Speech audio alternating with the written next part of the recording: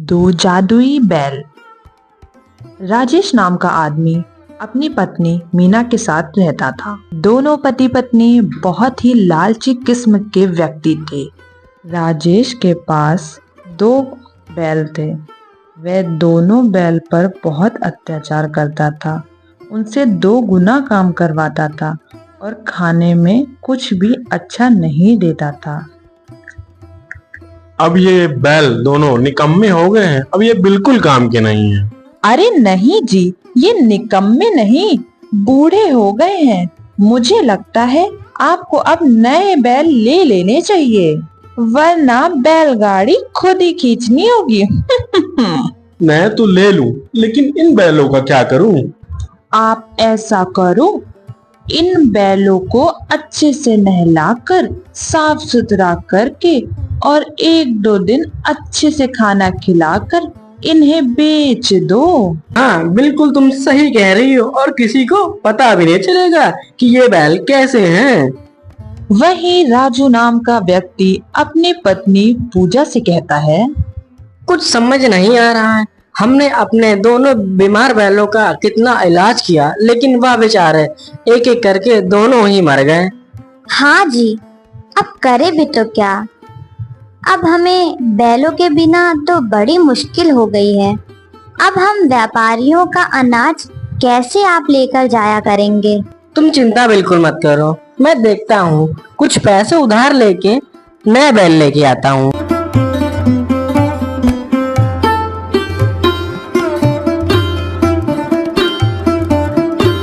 अगले दिन राजू गांव के सेठ से पैसे उधार लेता है और फिर जानवरों की बाजार की ओर निकल पड़ता है।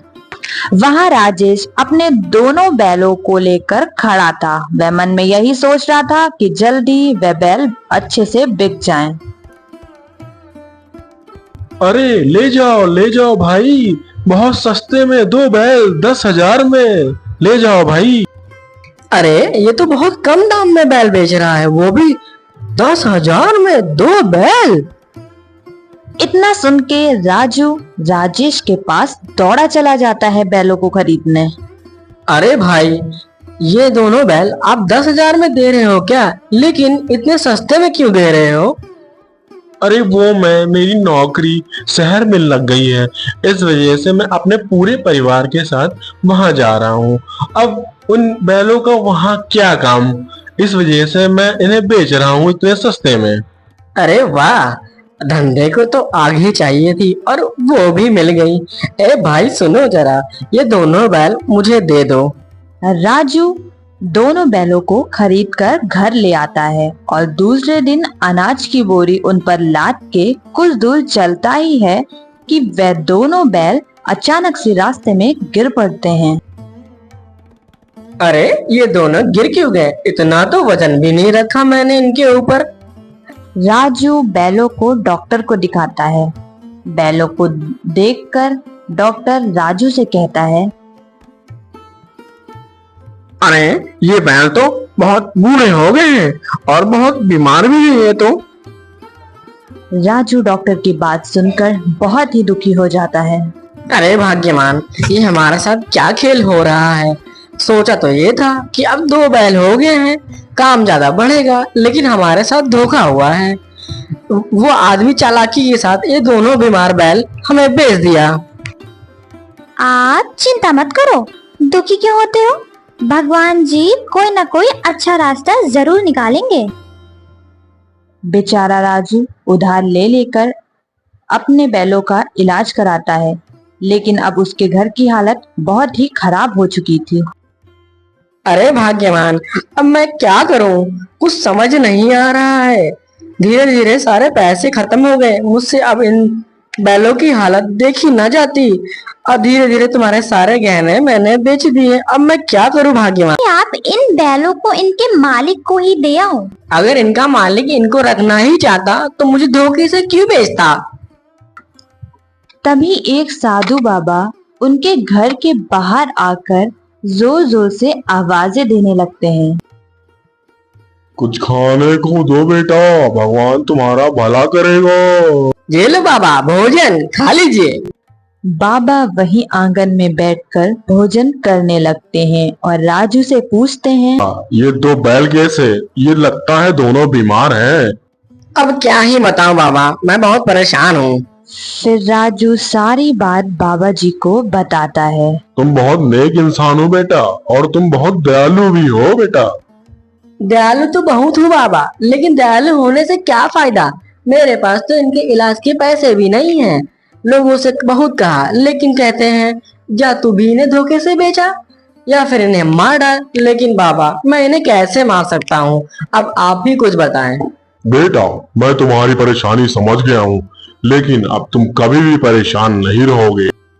बाबा अपनी जगह से उठते हैं और उन बैलों की तरफ जाते हैं और अपने कमंडल से उनके ऊपर जल छिड़कते हैं। ये क्या बाबा, मैं इतने दिनों से इनका इलाज करा रहा था, पर ये तो खड़े ही नहीं हो पा रहे थे। बेटा, अब ये मामूली बैल नहीं रह गए। इसमें से एक घोड़ा तुम्हें सोना और दूसरा घोड़ा तुम्हें पैसा देगा। ये चमत्कारी बैल हो गए हैं। क्या बाबा, आप सच बोल रहे हैं? आपने तो मेरी जिंदगी धन्य कर दी।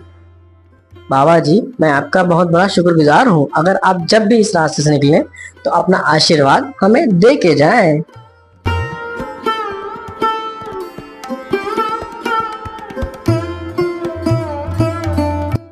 इतना कह के बाबा वहां से चले जाते हैं और अगले दिन राजू के घर जमींदार सेठ आ जाता है।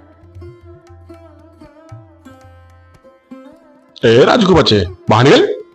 इतने दिनों से कह रहा है आज दूंगा कल दूंगा, मेरे पैसे देता ही नहीं है।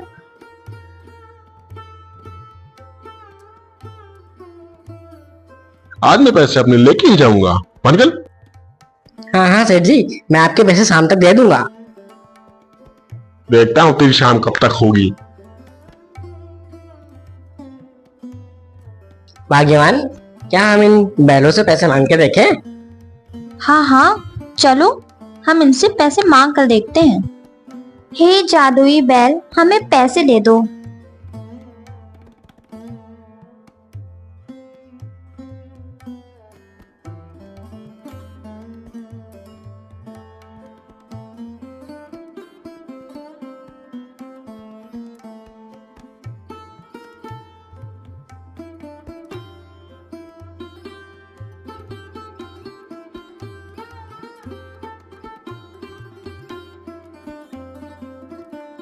हे भगवान, हमारी मदद करने के लिए बहुत बहुत धन्यवाद। तो मैं क्या कह रही थी, मेरे पास एक भी गहने नहीं है।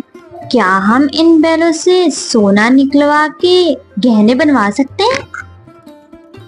भगवान की भी महिमा अपरंपार है। जिन बैलों की वजह से हमने तुम्हारे गहने बेचे थे, आज उन्हीं के महिमा की वजह से हम तुम्हारे गहने वापस ला सकते हैं। हे जादुई बैल, मुझे सोना दे दो। थोड़ी ही देर में बैल उन्हें सोना देने लगते हैं। अब उन लोगों की आदत पड़ गई थी। अब उन लोग को जब भी किसी भी चीज़ की ज़रूरत होती थी तो वह बैल से मांग लिया करते थे, वो चाहे पैसे हों या फिर सोने।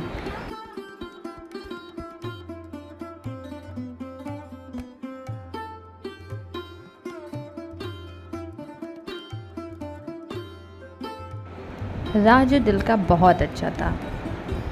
वह अपने पैसे गांव में बांट दिया करता था और लोगों की मदद भी करता था। सुना है पास के गांव में एक राजू नाम का व्यक्ति रहता है जो गरीबों की बहुत मदद करता है। अरे तो सोच क्या रहे हो, तो बन जाओ जाके गरीब।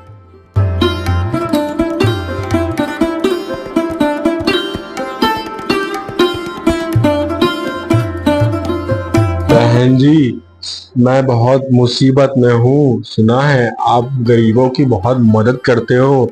मेरी बीवी बहुत बीमार है। अरे अरे अरे भाई साहब, आप रोना बंद करिए, मैं कुछ करती हूँ। अरे सुनते हो जी, जरा बाहर आना, कोई मिलने आया है। हाँ भाग्यवान, क्यों बुला रही हो? कौन आया है? अरे अरे, तुम तो वही हो जिसने मुझे बीमार बैल बेचे थे ना? ना ना ना, बैल तो बहुत भले चंगे थे, आपके पास ही आए होंगे तो बीमार हो गए होंगे। चलो जो भी था, मैं तुम्हें तुम्हारी बीवी के इलाज के लिए पैसे दे देता हूँ।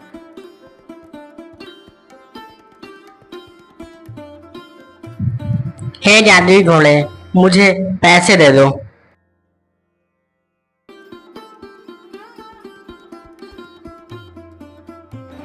राजू अपने बैलों के पास से सारे पैसे उठाकर उसको दे देता है, लेकिन वह सब कुछ अपनी आंखों से देख रहा होता है।